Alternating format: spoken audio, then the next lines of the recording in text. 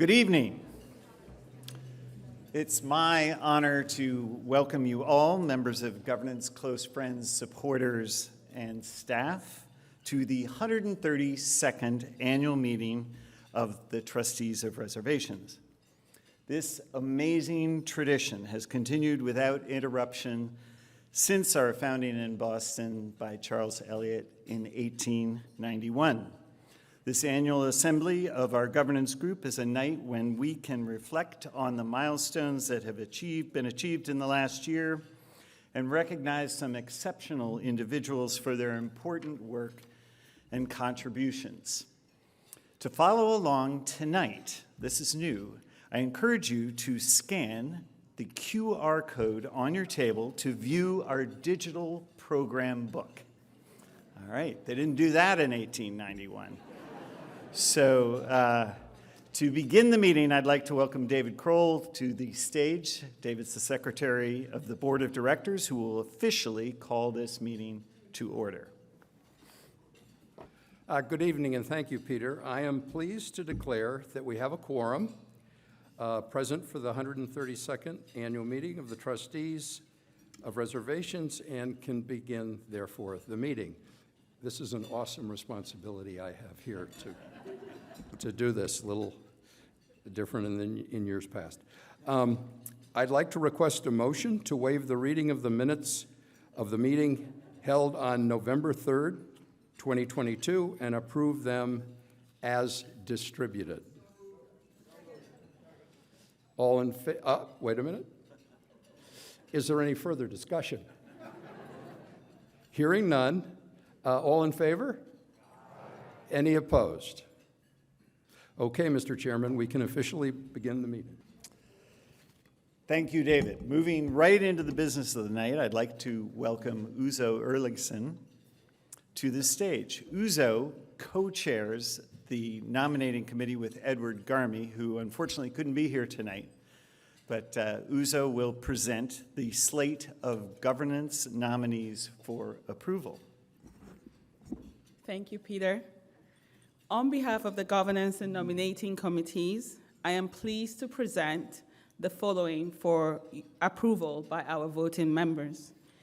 Each members of the Governance and Nominating Committees devote hours to identifying and recruiting the very best new people to nominate for leadership roles and to review the current governance members who are up for re-nomination. We're very proud of the slate we have before you tonight. For the Board of Directors, we have 3 nominations, each serving 3-year term. Priscilla J. Bender of Bronxville, New York. John D. Lopheimer, Lincoln, Massachusetts. Eunice J. Panetta, Manchester, Massachusetts. Thank you, Nisi, for coming back. For Life Trustees, we have 3 nominations. Thomas H. Nicholson of Weston, Massachusetts. Nicholas W. Noon of Cohasset, Massachusetts. Wellesley T. Ward of Portland, Oregon. For the advisory board, we have 10 nominations, each serving 1 3-year term. Jennifer Bender of Dover. Natalie De Normandie of Wayland. David Flashner of West Tisbury. Tim Healy of Concord. Onyinyechi Ibeneche Abobo of Medfield. Erica Mason of Lincoln. Todd Millay of Needham. Michael Pryor of Newburyport. Catherine Walke of Dover. Lily Wand of Winchester. For the Trustees Council, we have 1 nomination to serve 1 3-year term. Amy Moot of Dover. For corporate trustees, we have 22 nominations, each serving 1 3-year term. I will not read all those names. Please refer to your digital program for a complete list of these nominees. You will also find a list of the members of governance who have been re-nominated for terms in the digital program as well. Please scan the QR code on your program card to review the whole slate. Are there any other nominations from the floor? Any other person that you think we should add? Can I have a motion to instruct the secretary to accept the slate as a single vote for approval? May I have a second? All in favor? Let's have a round of applause and congratulations to everybody who's been nominated. Thank you, Uzo, and may I just add an appreciation to all the members of our nominating and governance committees for their fine work on this process and presenting such a great slate of newcomers. To all our new and returning members, your support is important to the success and longevity of this organization. It is heartening that we continue to attract such exceptional and passionate people to the ranks of trustees governance. Thank you all for all you do for our mission. With that, we're going to take a quick break before we start the next part of our agenda. Thanks. Good evening. My name is Andrew Borgard. I am the chair of the Finance and Audit Committee. I'm pleased to present to you perhaps the most eagerly awaited portion of the evening, which is the annual finance report. I promise I will try to remain brief in my remarks. I will cover both historical and some forecasted income statement performance, some important non-financial indicators of operating success, areas of continued investment, and an assessment of the state of our very strong balance sheet. A quick point of clarification, our fiscal year ends on March 31st. So if I refer to fiscal 2023, that is the year ended this past March. If I refer to fiscal 24, I refer to the year that is going to end next March.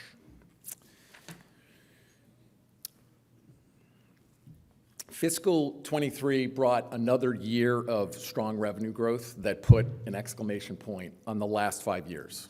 Importantly, that growth has been spread across all of our categories of revenue, notably membership and property and programming.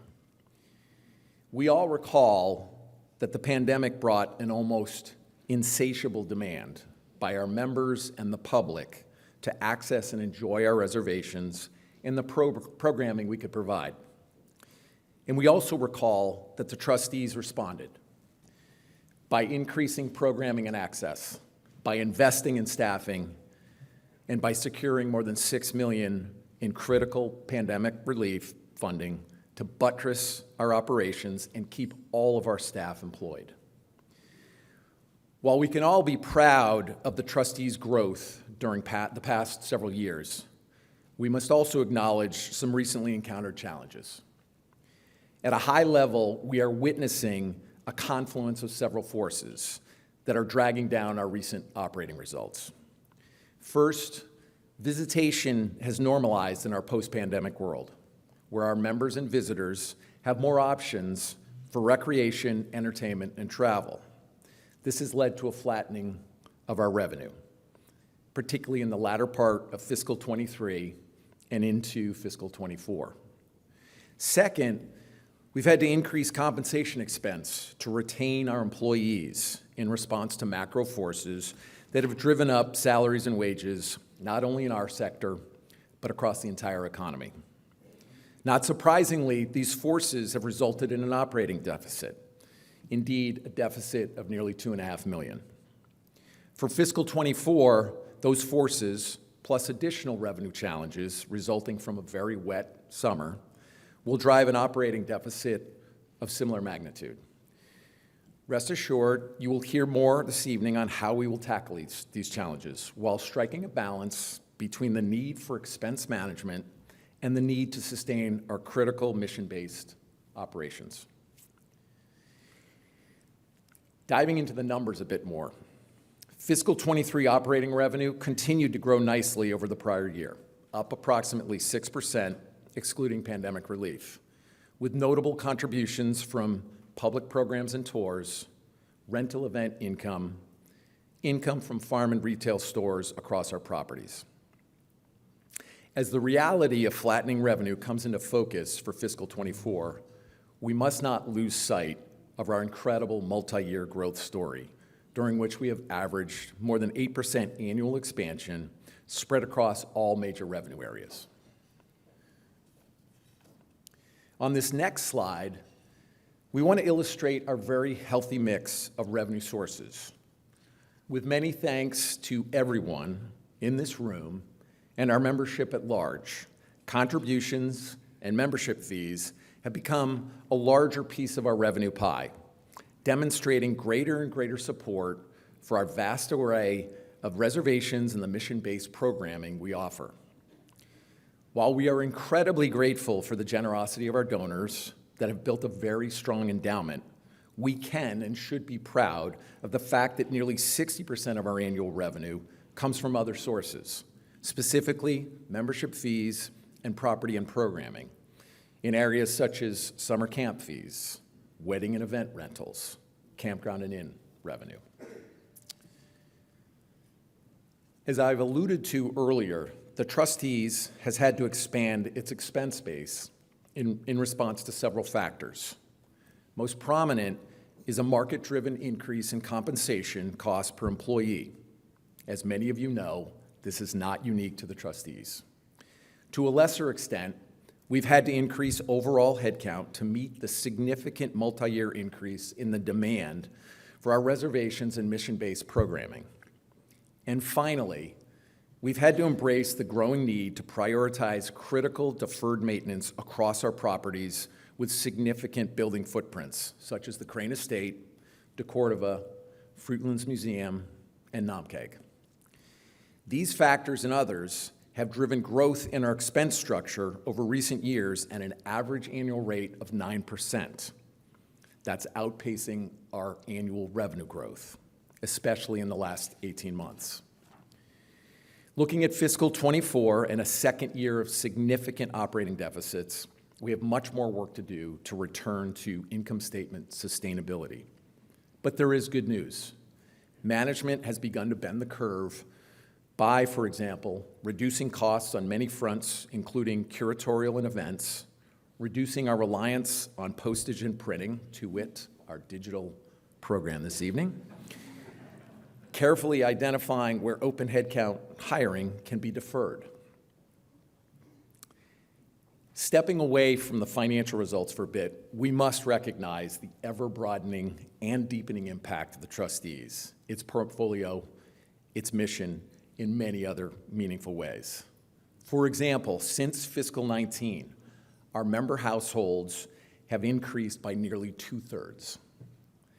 We have nearly quadrupled the number of major initiatives stemming from our previous strategic plan momentum, such as agroecology, diversity, equity, and inclusion, as well as new property acquisitions like Moraine Farm and Beckett Quarry.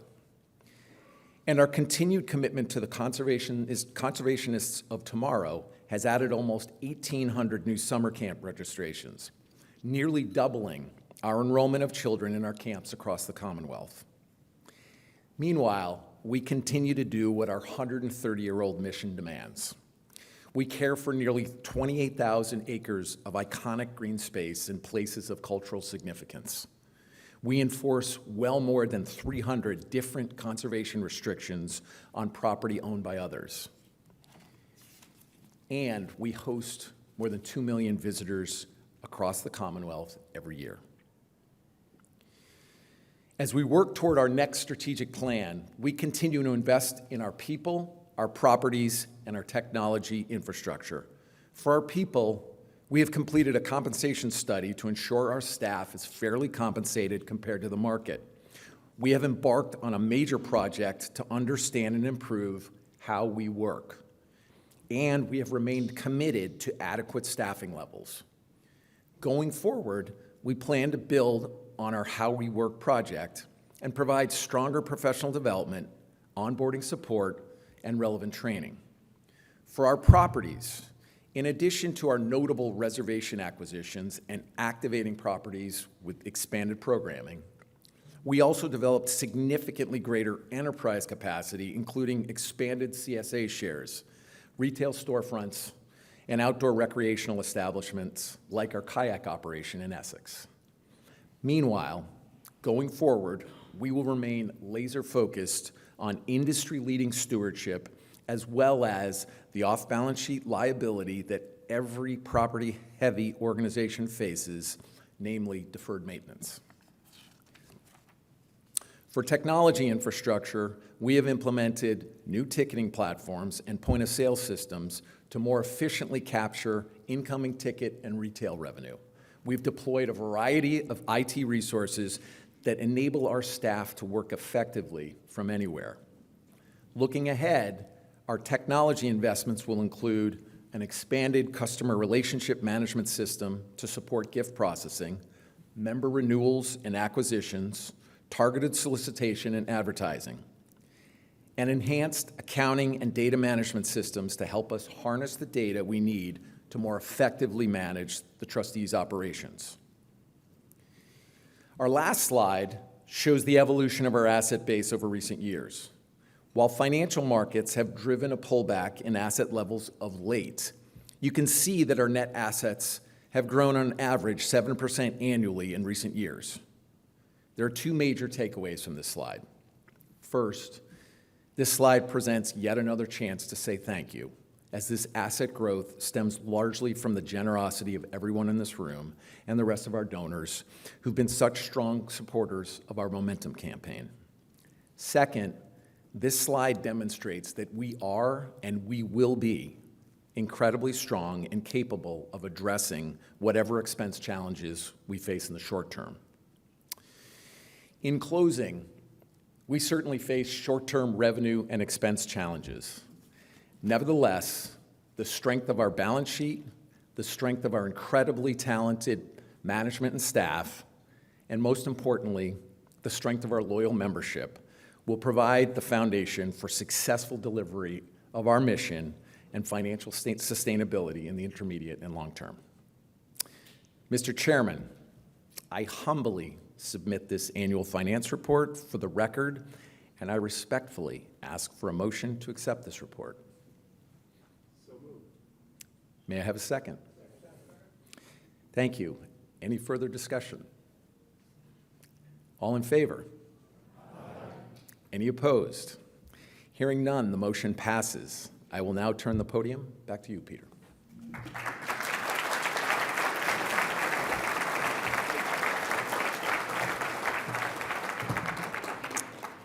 Thank you, Andrew, and thanks to the Finance and Audit Committee for their great report, their great analysis, and their great work. We appreciate their guidance.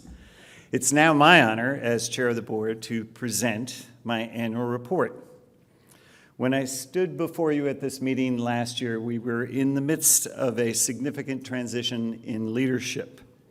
Responding to the request of the entire board, Nisi Panetta stepped up to serve as our interim CEO. For 9 months, she provided much-needed stability to the organization and strengthened employee morale.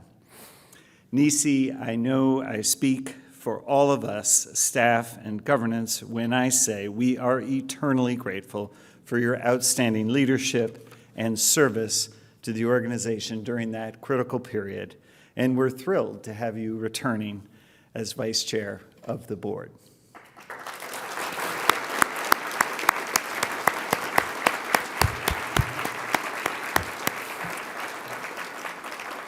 Tonight, we have much to celebrate for the trustees. To start, I want to express my appreciation to the search committee and Cyrus Terapavola, who chaired it, and their work yielded our new CEO, Katie Theoharides. It's hard for me to believe that Katie has only been at her post for 3.5 months. She hit the ground running, getting out to our properties, meeting staff and stakeholders, attending events across the state, and quickly getting up to speed to address some of our most complicated issues. I know that you will all enjoy working with Katie very much, and I also know that, like me, you will be very impressed by her passion and her commitment to the mission of the trustees. Katie and her leadership team are poised to begin working on the trustees' next strategic plan, and I'm pleased to announce that Tom French will chair the board's strategic planning committee. We look forward to engaging with all of you through this important process to hear your thoughts and ideas about the organization's priorities. Our strategic plan will provide important direction for the trustees, guiding our work over the years to come. In the meantime, we have been very busy strengthening the trustees, focusing on what is most fundamental and foundational to our mission. So tonight, I'm going to highlight those three key areas of our focus. First, the conservation and care of our properties. Second, our work to engage the public through experiences with nature and culture. And finally, our organizational sustainability. So we have made great progress in conserving, stewarding, and investing in our properties. This work is at the very core of our mission, protecting special places for everyone forever. Our land conservation team has been active with a pipeline of projects that include new reservations, additions to existing reservations, and conservation restrictions. Last year, we completed 7 projects protecting 287 acres across the state, including a generous donation of 33 acres at Pegan Hill and the expansion of our community garden at Winthrop Street. We have also been focused on reinvigorating our partnerships with local land trusts and municipalities as we seek to increase the pace of our conservation in coming years. With your support, we are well on our way to saving the 180-acre Milburn Farm in Sherburne and Millis, a beautiful property that contains so much of what we strive to protect. Its river floodplain provides important storage for floodwaters as well as critical wildlife habitat. The farm is also an excellent site for birding, with over 139 different species having been identified at the property. Fundraising at Milburn Farm is progressing very well, and I'm optimistic that we will soon be able to add this property to our reservations as a place for relaxation, exploration, and learning. Our stewardship of the properties and resources under our care remains a top priority. A number of years ago, we established our Stewardship Baseline Standards program to assess and monitor the quality and condition of the buildings, trails, and many other elements on our properties. In applying a more systematic approach, the program has helped us make impressive progress in our property care. An additional 26 properties were added and achieved this baseline standard this fiscal year, which brings a total of 80% of our properties to meeting that threshold. We have also made new investments in several properties, including significant enhancements to Armstrong Kelly Park, a horticultural treasure in Osterville, which we reopened this summer. At Ames Estate, we completed landscape improvements with a new seasonal tent space, which is a nice platform for community celebrations. And to the west, we have restored the iconic blue steps at Namkeg. We take pride in our use of nature-based solutions to restore and enhance our beautiful landscapes and natural spaces. Examples of this work include prescribed burns on Martha's Vineyard, applying agroecology at Appleton Farms, and our continuing restoration of the Great Marsh. We must strive to uphold the same environmental standards throughout our organization. To that end, the board created the Environmental Sustainability Task Force, which has now been permanently chartered as a committee to be chaired by David Kroll. The task force made a series of recommendations at the start of this year, which the board voted unanimously to support. These will serve to guide the trustees in doing our part in making meaningful reductions in our carbon footprint of our operations, and also looking for opportunities to sequester more carbon and become increasingly net negative. So the second important focus of our work at the trustees is to engage and inspire the public. Through our wide-ranging portfolio of properties, we can offer something for everyone, and we are always striving to be more accessible to an ever more diverse population. Our cultural resources and arts program have continued to grow, thanks in large part to the integration of the DeCordova Sculpture Park and Museum, which has been transformational in elevating art as a means of engagement at the trustees. Art can open up new audiences in an important way to engage people and bring attention to some challenges of our time, especially those that threaten the natural world.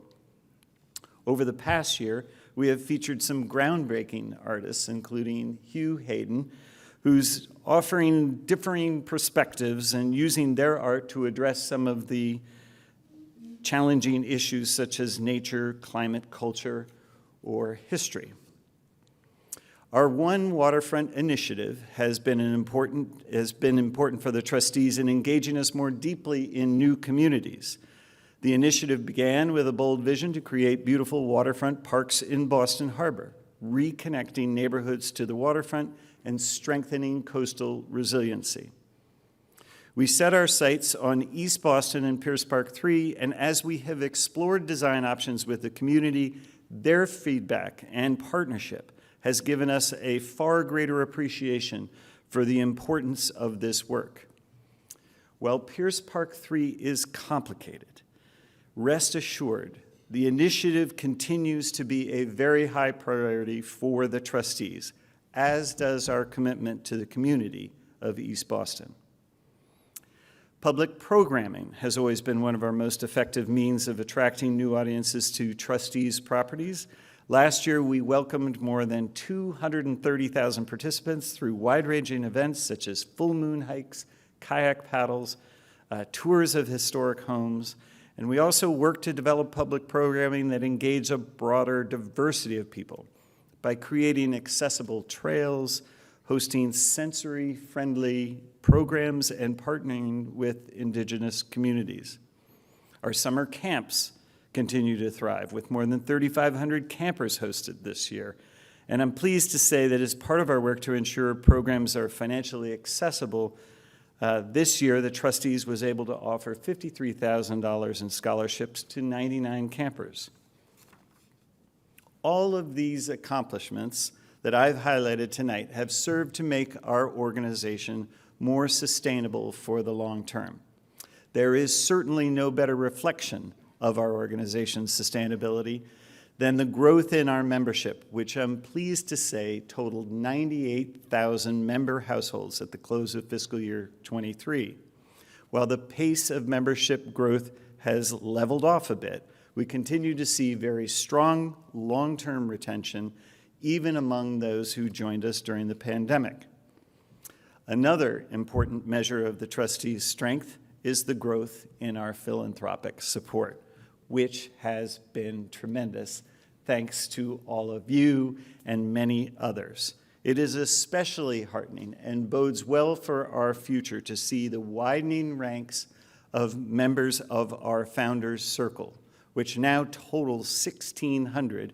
Actually, I heard 1,700 earlier today, but up substantially, at least 56% over the past 5 years.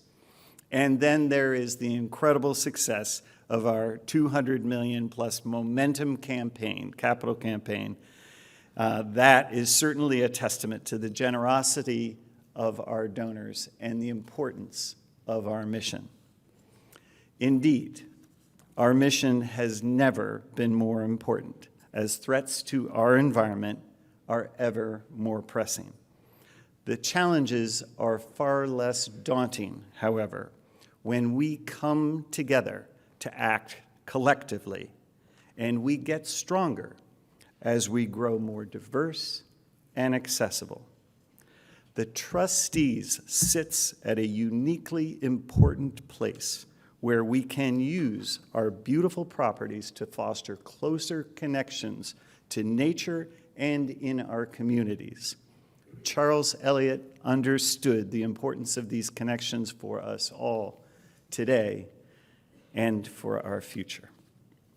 So tonight, I would like to offer special thanks to our board of directors. Their leadership and contributions, especially over the last couple of years, have been invaluable to this organization and to me. I'm sad to say that two of our board members, Michael Pryor and Scott Uzel, are stepping off this year. Scott was tapped to be the head of Nike's North American operations, so they've moved him out to Portland, but we hope we'll see more of him, still see him on Martha's Vineyard. I'm confident we will, and I'm grateful that he's agreed to continue to serve as a corporate trustee. Similarly, Michael Pryor's travel and responsibilities as CEO of ATN, a global communications infrastructure company, have pulled him away. Michael actually notified me of his decision over a year ago, but I pleaded and persuaded him to stay one extra year, which he did, and Nisi and I took full advantage of his great judgment and wise counsel quite regularly. I am thankful that Michael has chosen to continue his service as a member of our advisory board. Thank you, Michael and Scott, for your outstanding contributions to the trustees, and we look forward to your continued service.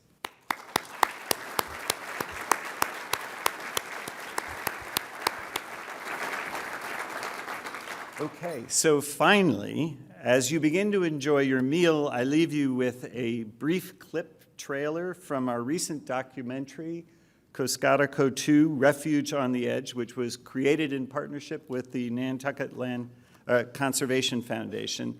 And this clip really speaks to the urgency of our work. So thank you.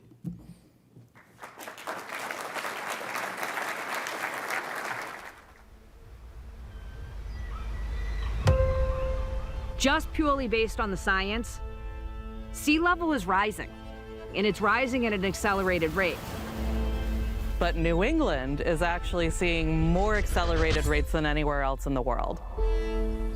By 2050, on the island of Nantucket at a high tide, we're expecting to see over 25 miles of road inundated and over 600 buildings inundated. The Coscataco 2 Wildlife Refuge is what defines the harbor of Nantucket. The refuge buffers the town from intense storms, from intense wave energy.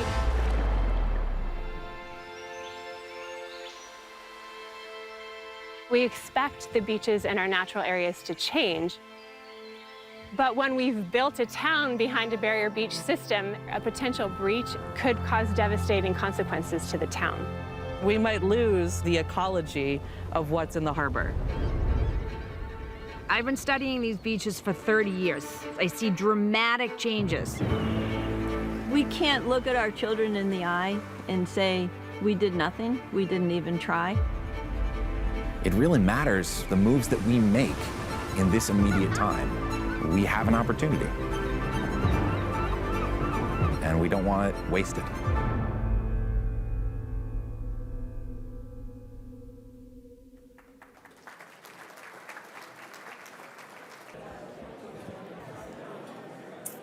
Welcome back, everybody. Ding, ding, ding. Welcome back. I hope you have. I hope you've enjoyed your dinner. It is my honor to move us into the recognition and awards portion of this evening. And to get us started, I would like to invite Ted Ladd to the stage to present the Life Trustees Award.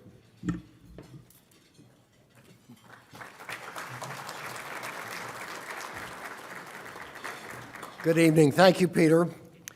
I have the great pleasure to be able to recognize 3 exemplary members of the trustees' governance and staff who have been named as Life Trustees, the highest honor in the governance and service to the trustees. First, Tom Nicholson. Tom, the Board of Directors, executive team, staff, and your colleagues in governance recognize you for your exceptional service to the trustees. You have engaged in governance in a meaningful way for a very long period of time. We are all grateful. You have served as a corporate trustee since 2002 on the advisory board, the board of directors, and the trustees council.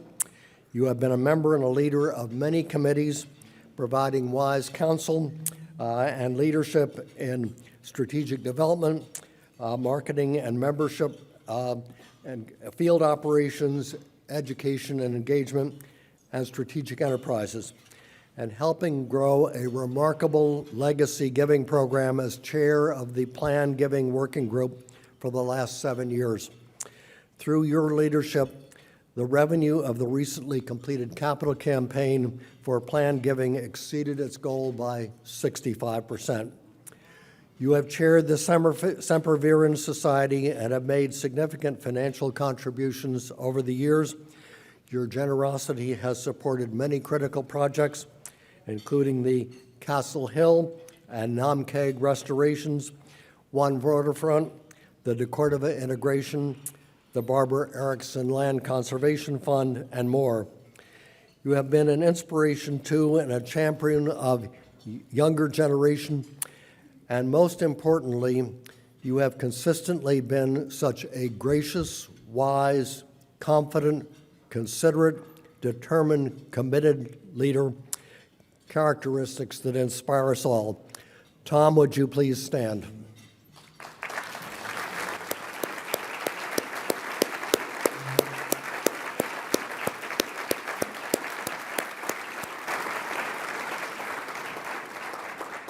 Tom, in recognition of your numerous and exceptional contributions, the board is delighted to bestow the trustees' highest governance honor by naming you a life trustee. Congratulations, Tom.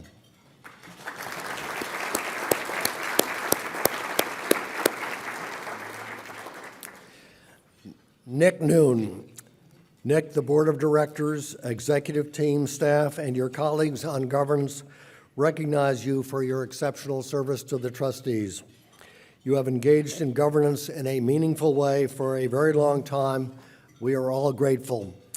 You have served as a corporate trustee since 1997 on the advisory board, the board of directors, and the trustees council. You led the Land Conservation Committee and have provided wise counsel as a member of the Finance and Audit Committee for 15 years and the Investment Committee for 22 years.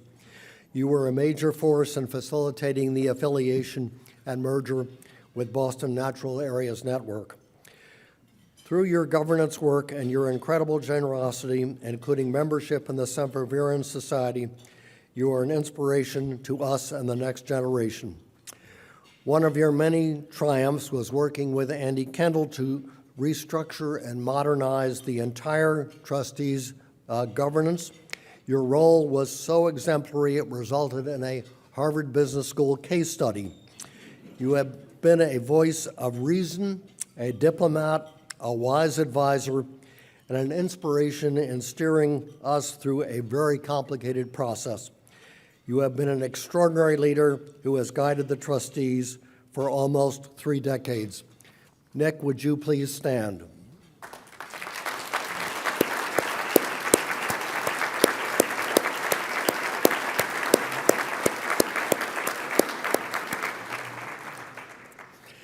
Nick, in recognition of your numerous and exceptional contributions, the board is delighted to bestow the trustees' highest governance honor by naming you a life trustee. Congratulations, Nick.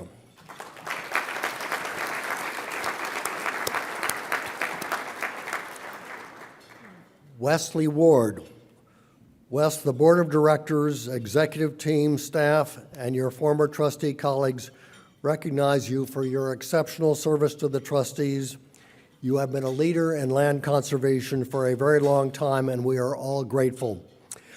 Arriving in 1981 as land conservation specialist, You rose to Director of Land Conservation 6 years later and went on to spend 33 years with the trustees, 27 of those in leadership positions, retiring as Vice President of Land Conservation in 2014.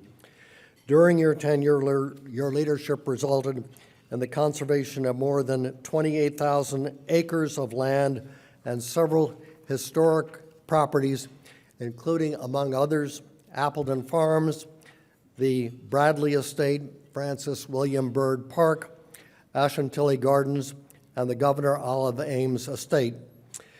You served as the president and co-founder of the Massachusetts Land Trust Coalition and chaired the coalition for its first 7 years, helping to build the land trust movement in the Commonwealth. You have been an innovative pioneer and powerful influence, not only within the trustees, but also a mentor to Massachusetts and other states, and in creating the professional standards of land trust. We consider you the Dean of Land Conservation in Massachusetts and are looking forward to your new book on land conservation in Massachusetts, New England, and beyond. Wes, you are an inspiration to trustees, staff, and governance in the next generation, and we will remember your contributions to land conservation and the trustees for many years to come. In recognition of your years of dedicated service and your exemplary contributions, the board is delighted to bestow the trustees' highest governance honor by naming you a life trustee. Wes couldn't be with us this evening, but he sent along a few words of gratitude for his honor.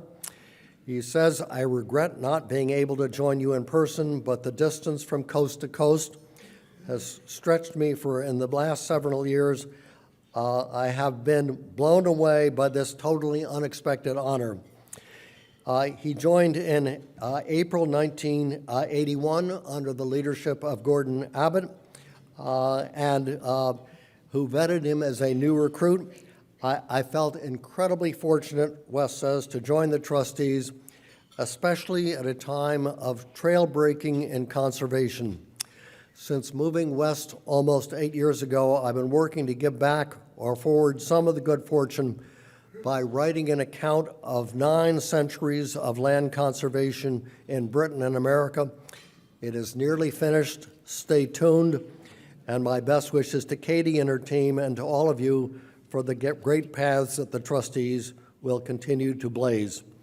We'll be sending Wes the video of this evening's events, so please join me in a round of applause to appreciate and congratulate him on his accomplishment.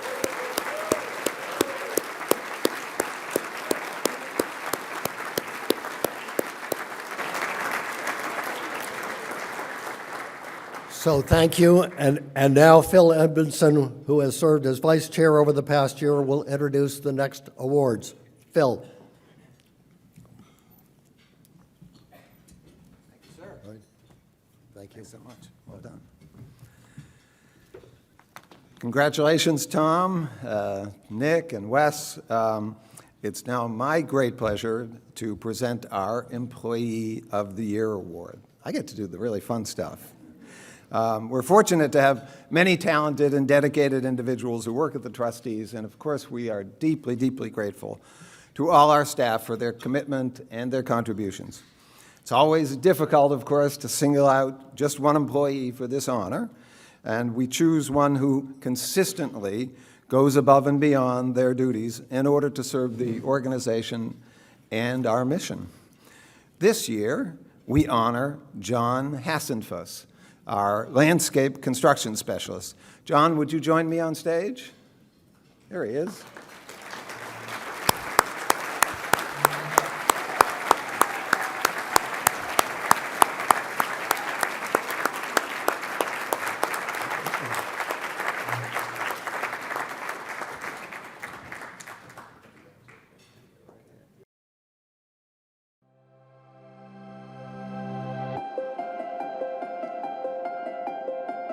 It's been really great working in a new community here in Osterville and the Cape. We just completed the first phase of a big renovation project here that improves the circulation and parking. And it's great to interact with the visitors when they come and answer questions and tell them a little bit about the trustees and just what we have to offer. My name's Josh Hassenfuss. I'm the landscape construction specialist for the trustees. A typical day for me is usually out on the properties and visiting the sites and projects that we're working on. As we approach these landscape projects, we're definitely really focused on accessibility throughout the circulation and the visitor experience as a whole as it relates to our standards for design landscapes and public gardens. My name is Bob Murray, and I have the great pleasure of working with Josh. Josh is our landscape construction specialist, and that really only captures some of his real work and value to the organization. He has a very heavy workload, so he's often doing multiple projects at the same time and is bouncing around from property to property. But I think one of his greatest strengths is he's incredibly organized, and he's on top of all the details of all of the projects and keeping up with communications with all the key stakeholders. One of the projects that really stands out to me is the Rose Garden at the Crane Estate. That was an ambitious project for us and very unique. They replaced the fountain water basin in the center of the garden, redid all of the plumbing to make that active again. It was probably dormant for over 50 years. And it was really such a big addition to the Crane landscape. It really required a lot of innovative thinking, to try to get some of that work completed. I think over the time I've been with the trustees, it's been a huge blessing in my life, and just professionally and personally, all the different people I've met and the professional challenges with the changing project needs. It's been wonderful. The bulk of work that he has done over the last 3 years will have a real lasting impact on the trustees, so that is something he should be very proud of, and I think we are as a team. I was really surprised to be Employee of the Year and very thankful, and I just try to bring value to the trustees every day and just try to help out as much as I can, so I really appreciate being recognized that way, and I'm very thankful for it.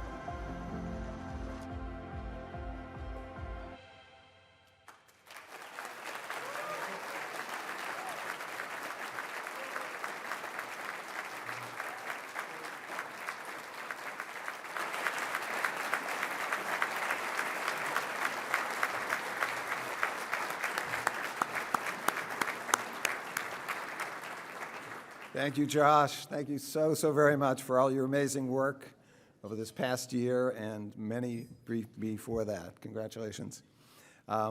Next, it is my pleasure to present our Volunteer of the Year Award.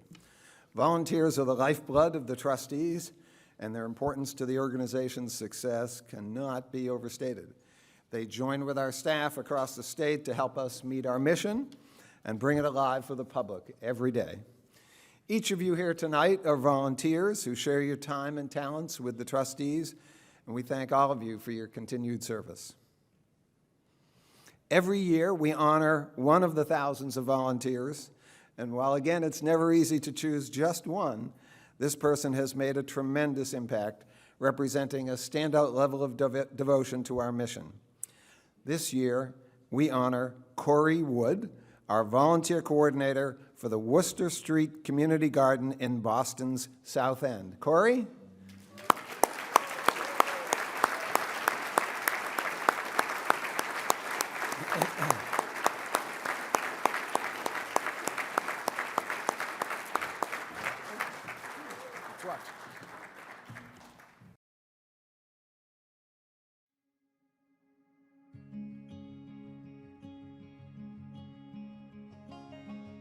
My name is Corey Wood, and I'm the coordinator at Worcester Street Garden in the South End.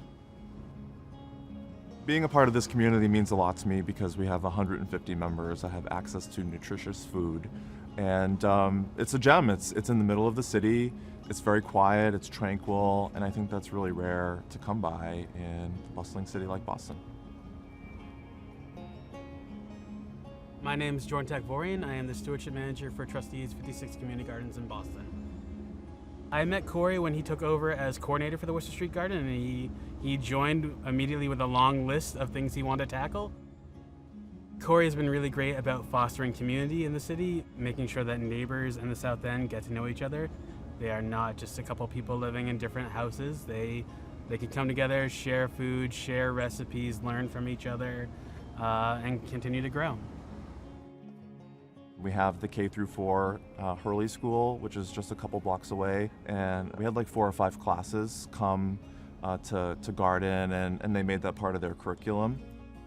We also had Gardeners Give Back Day this year, which is a day that we told all of our members that if there's produce that they want to donate, to come that day and to fill some coolers with produce. And we donated almost 90 pounds of fresh produce. So the hoses is actually one of the things that gardeners interact with most, other than people. And the hoses all have QR codes on them now so that gardeners can report if there's an issue, if there's a leak. And an idea from one of our other leadership team members that's been a hit is the vacation flag, which is a purple flag that goes in your plot to let your neighbors know that you've gone on vacation and that you need help watering. That was stressful for gardeners, so now there's that visual marker so that you can get help. We chose to nominate Corey because he is very self-motivated. He gets a lot done, inspires people in the gardens. He brings ideas to our other community gardens, and he's a great partner to work with. Just the amount of projects we've been able to get done with Corey's help has been phenomenal. He's really helped transform it and made it into what it is today. It feels really amazing to be recognized and to be nominated at all. I just come to the garden every day looking forward to meeting new people and doing what I can for the community. So I was really thrilled when I heard. We have so many people now that are stepping up and offering to help even more because they see the invigoration in the community. They see all of the amazing things happening. I feel grateful and lucky to have a community of folks that all want to band together and help out and make this the gem that it really is.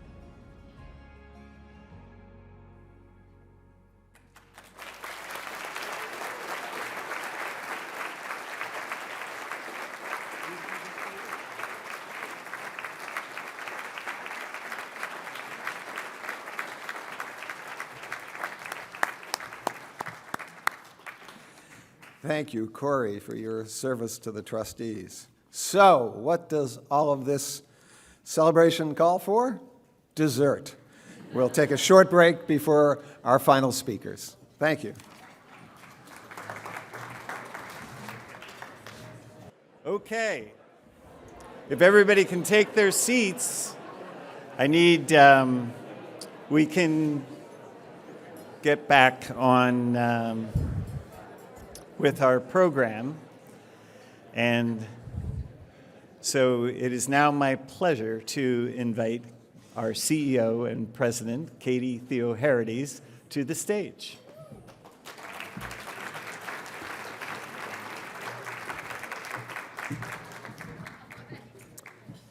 Good evening, everyone. It is my absolute honor to be part of this organization, and I'm looking forward to sharing just a few of my hopes for the trustees' future with all of you.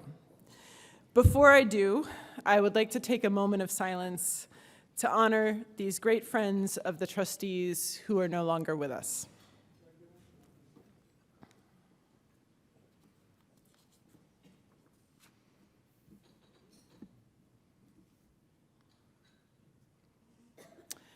Now, we'd like to present this year's Charles Elliott Award for Conservationist of the Year. As you know, this award is one of our highest honors. It has been presented every year since 1934 to individuals, groups, or organizations who represent the values, qualities, and principles of our founder and the award's namesake, Charles Elliott.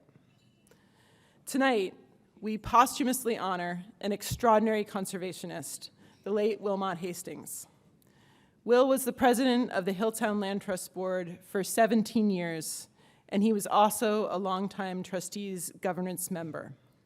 I had the pleasure of working with Will in 2010, And during that short time, I witnessed his remarkable leadership and passion for conserving our beautiful rural landscapes, building community, and his love for those hill towns. I would like to invite Sally Loomis, director of our affiliate, the Hilltown Land Trust, to speak to Will's legacy.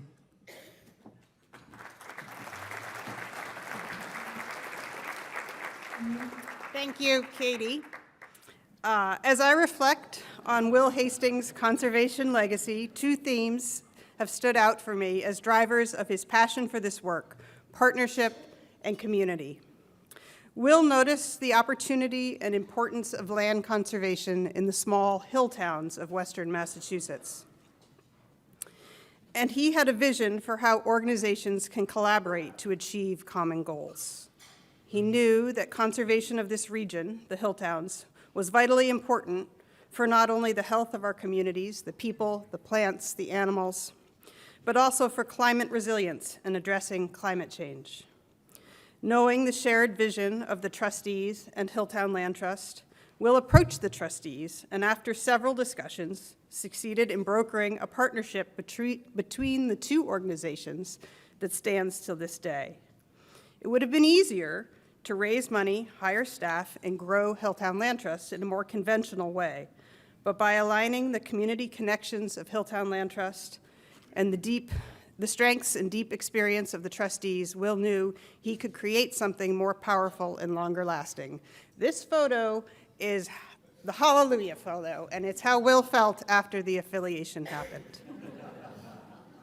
Will was also concerned with developing the next generation of conservationists, and many, like myself, Katie, and Jocelyn Forbush, were all mentored by Will and learned a lot from him. He worked relentlessly to ensure the sustainability of Hilltown Land Trust. He made sure the organization conducted land conservation work to the highest standard and set up strong board leadership that would survive him. Will was proud of these collective achievements that solidified the growth and sustainability of the organization he led for nearly 20 years. We're grateful to Will's family, who accepted our invitation to join us tonight to honor Will's legacy. His daughter, Poonam Dayal, is here to receive the award on behalf of Will's family.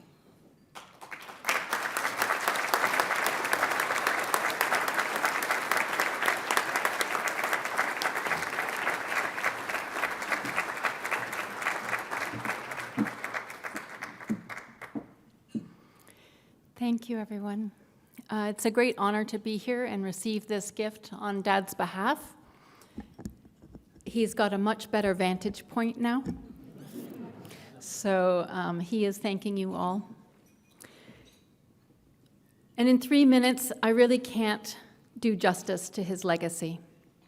He had at least 3 legacies. The first was his professional one, as an eminent intellectual prowess in the realm of international corporate law, his legacy in activism in land conservation, but he also had a legacy in personal growth. As great as he was professionally and in land conservation, Dad had an even greater legacy of personal growth. He was forgiving. Not an easy thing. And he owned his responsibility in causing pain and sorrow to others, because of course he was a corporate attorney. He made effort to heal that. Being close to the land helped him to have the strength to do this transformative work. So I applaud all of you who do conservation work, and I hope you find the healing that you need to be grounded and centered in the years to come. You will need it to face the drama of the next few years. Be gentle on yourselves and on others, and realign with the greater whole, and know that in truth we really are all one. So with that, I'd like to leave you with a poem And Dad was a poet, but this is not one of his. This one is about a young man who took a drive in the rain at night with his very sensitive and wise old grandfather. If I manage not to cry, it's because I've practiced a lot. It's by Joseph Bruchac, a rare Native American author, because it's an oral legacy that they have. And the title is Birdfoot's Grandpa.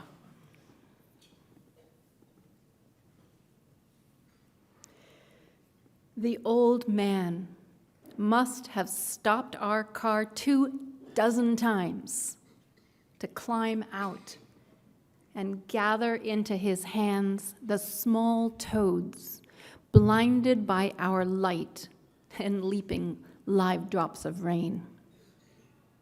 The rain was falling, a mist about his white hair, and I kept saying, "You can't save them all. Accept it. Get back in. We've got places to go." But leathery hands, full of wet brown life, knee-deep in summer roadside grass, he just smiled and said, "They've got places to go too." Thank you.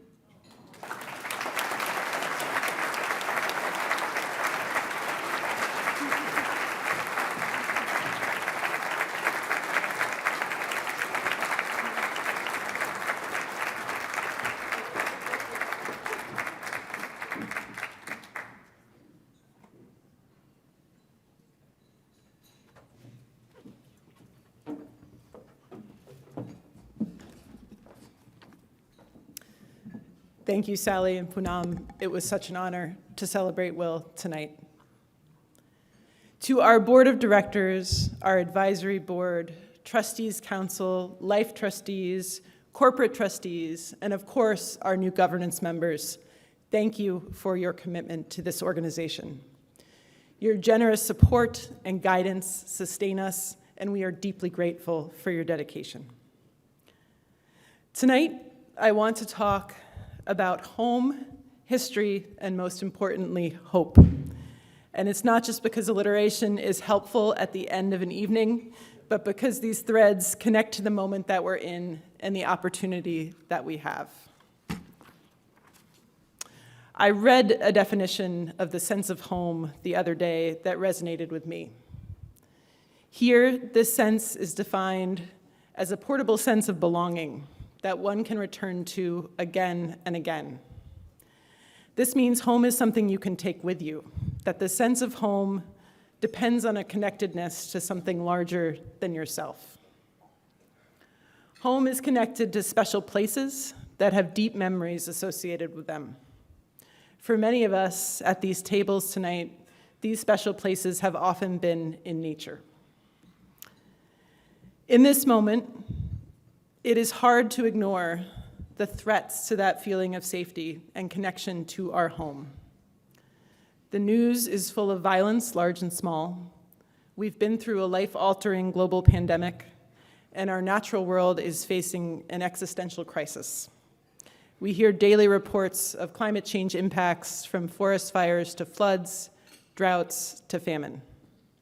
Just here in Massachusetts, over the last several months, we've seen a rapidly changing climate, including the flooding that swept through Western Mass and Vermont in July, damaging $15 million of farmlands in Western Massachusetts alone. The 11 inches of rain that fell in Leominster in September, causing serious damage to roads, bridges, and buildings, all in just a few hours. The rain or record heat and humidity nearly every weekend throughout the summer that impacted visitation and events at our properties, and in fact, just 3 weekends this summer were sunny. This historically rainy summer was a stark contrast to last summer, which was one of the hottest on record and one in which Boston recorded its driest summer in 138 years, a real challenge on our farms and many of our properties. These extremes might now be our new normal.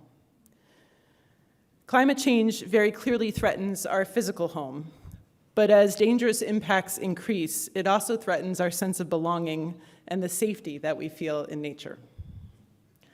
I promise that tonight I'm not here to catalog the impacts of climate change further or increase the apprehension many of us feel around the future. I'm here to talk about how we can continue to build that connection to home and our natural environment, how we can lean into our history to guide us through these difficult times, and how together we can build this hope.